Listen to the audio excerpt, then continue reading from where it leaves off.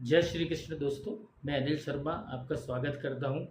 दोस्तों, आज एक छोटी सी कहानी के माध्यम से हम समझेंगे कि अगर हम अपने जीवन में संयम को अपनाते हैं तो हमें क्या लाभ हो सकता है। एक बड़े महापुरुष थे, हजारों लाखों लोग उनकी पूजा करते थे, जय जयकार करते थे, लाखों लोग उनके शिष्य थे, करोड़ों लोग उनको श्रद्धा भक्ति से नमन करते थे। उन महापुरुष से किसी व्यक्ति ने पूछा कि गुरुदेव, राजा महाराजा राष्ट्रपति जैसे लोगों को भी केवल सलामी मारते हैं या हाथ जोड़ते हैं, किंतु उनकी पूजा नहीं करते, जबकि लोग आपकी पूजा करते हैं, प्रणाम भी करते हैं। आपकी पूजा भी भगवान जैसी ही होती है, आप इतने महान कैसे बने। उन महापुरुष ने जवाब दिया और जवाब में सिर्फ एक ही शब्द कहा और वह शब्द था संयम। तब उस व्यक्ति ने पुनः पूछा, हे गुरुदेव, क्या आप बता सकते हैं कि आपके जीवन में संयम का पाठ सबसे पहले कहाँ से शुरू हुआ। महापुरुष बोले, मेरे जीवन में संयम की शुरुआत मेरी 5 वर्ष की आयु से ही हो गई थी। मैं जब 5 वर्ष का था तब मेरे पिताजी ने मुझसे कहा, बेटा कल हम तुम्हें गुरुकुल भेजेंगे। गुरुकुल जाते समय तेरी माँ भी साथ नहीं होगी, भाई भी साथ नहीं आएगा और मैं भी साथ नहीं आऊँगा। केवल सुबह तुझे जो सेवक है वो नाश्ता करा के घोड़े पे बिठाकर गुरुकुल ले जाएगा। गुरुकुल जाते समय यदि हम सामने होंगे तो तेरा मोह हम में हो सकता है, इसलिए हम दूसरों के घर में छिप के देखेंगे कि तू हमें नहीं देख सकेगा, किंतु हम ऐसी व्यवस्था करेंगे कि हम तुझे देख सकेंगे। हमें देखना है कि तू रोते रोते जाता है या हमारे कुल के बालक को जिस प्रकार जाना चाहिए वैसे जाता है। घोड़े पर जब जाएगा और गली में मुड़ेगा तब भी यदि तूने पीछे मुड़कर देखा तो हम समझेंगे कि तू हमारे कुल के लिए कलंक है। पीछे मुड़कर देखने का भी मना कर दिया। 5 वर्ष के बालक से इतनी योग्यता की इच्छा रखने वाले मेरे माता पिता को कितना कठोर हृदय करना पड़ा होगा। पिता ने कहा, फिर जब तुम गुरुकुल में पहुंचोगे और गुरुजी तुम्हारी परीक्षा के लिए तुमसे कहेंगे कि बाहर बैठो, तब तुम्हें बाहर बैठना पड़ेगा। गुरुजी जब बाहर से अंदर आने की आज्ञा ना दें तब तुम्हें वहां संयम पर परिचय देना पड़ेगा। फिर गुरुजी ने तुम्हें गुरुकुल में प्रवेश दिया, पास किया तो तू हमारे घर का बालक कहलाएगा, अन्यथा तू हमारे खानदान का नाम बढ़ाने वाला नहीं, नाम डुबाने वाला साबित होगा। इसीलिए कुल पर कलंक मत लगाना और सफलतापूर्वक गुरुकुल में प्रवेश पाना। मेरे पिताजी ने मुझे समझाया और मैं गुरुकुल में पहुंचा। हमारे सेवक ने जाकर गुरुजी से आज्ञा मांगी कि यह विद्यार्थी गुरुकुल में आना चाहता है। गुरुजी बोले, उसको बाहर बैठा दो। थोड़ी देर में गुरुजी बाहर आए और मुझसे बोले, बेटा देख इधर बैठ जा, आंखें बंद कर ले, जब तक मैं नहीं आऊं और जब तक तू मेरी आवाज न सुने तब तक तुझे आंख नहीं खोलनी है। तेरे शरीर पर, मन पर और अपने आप पर कितना संयम है, हम इसकी कसौटी पे देखेंगे।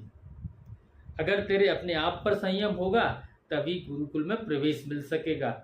यदि संयम नहीं है फिर तू महापुरुष नहीं बन सकता, अच्छा विद्यार्थी भी नहीं बन सकेगा। संयम ही जीवन की नींव है। संयम से ही एकाग्रता आदि गुण विकसित होते हैं। यदि संयम नहीं है तो एकाग्रता नहीं आती, तेजस्विता नहीं आती, याद शक्ति नहीं बढ़ती। अतः जीवन में संयम चाहिए और चाहिए। संयम ही सफलता का सोपान है। भगवान को पाना भी है तो भी संयम जरूरी है, सिद्धि पाना है तो भी संयम चाहिए और प्रसिद्धि पाना है तो भी संयम चाहिए। संयम तो सबका मूल है। जैसे सब व्यंजनों का मूल पानी है, जीवन का मूल सूर्य है, ऐसे ही जीवन में विकास का मूल संयम है। गुरुजी तो कह के चले गए कि जब तक मैं ना आऊं तब तक आंखें नहीं खोलना। थोड़ी देर में गुरुजी की रिसेस हुई, सब बच्चे आए, मन हुआ कि देखें कौन आया है, फिर याद आया कि संयम। थोड़ी देर बाद पुनः कुछ बच्चे मेरे पास आए और वे लोग मेरे आसपास खेलने लगे।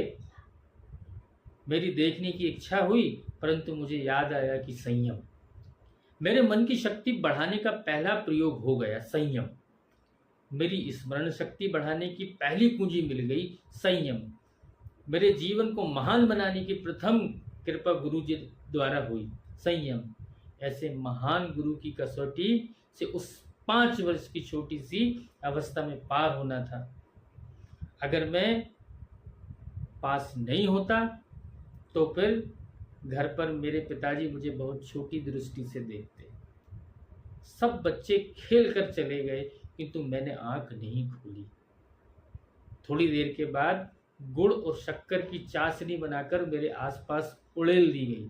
मेरी जांघों पर भी चाशनी की कुछ बूंदें डाल दी गई। जी चाहता था कि आंखें खोलकर देखूं कि अब क्या हो रहा है। फिर गुरुजी की आज्ञा याद आई कि आंखें मत खोलना, अपने मन पर संयम रखना है। शरीर पर चींटियां चलने लगीं, लेकिन याद था कि पास होने के लिए संयम जरूरी है। 3 घंटे बीत गए, तब गुरुजी आए और बड़े प्रेम से बोले, पुत्र उठो, उठे, तुम इस परीक्षा में पास हुए, शाबाश। ऐसा कहकर गुरुजी ने स्वयं अपने हाथों से मुझे उठाया। गुरुकुल में प्रवेश मिल गया, गुरु के आश्रम में प्रवेश अर्थात भगवान के राज्य में प्रवेश मिल गया। फिर गुरु की आज्ञा के अनुसार कार्य करते करते इस ऊंचाई तक पहुंच गया कि इस प्रकार मुझे महान बनाने में मुख्य भूमिका संयम की रही है। यदि बाल्यकाल से ही पिता की आज्ञा को ना मानकर संयम का पालन ना करता तो आज ना जाने कहाँ होता। सचमुच संयम में अद्भुत सामर्थ्य है। संयम के बल पर दुनिया के सारे कार्य संभव हैं।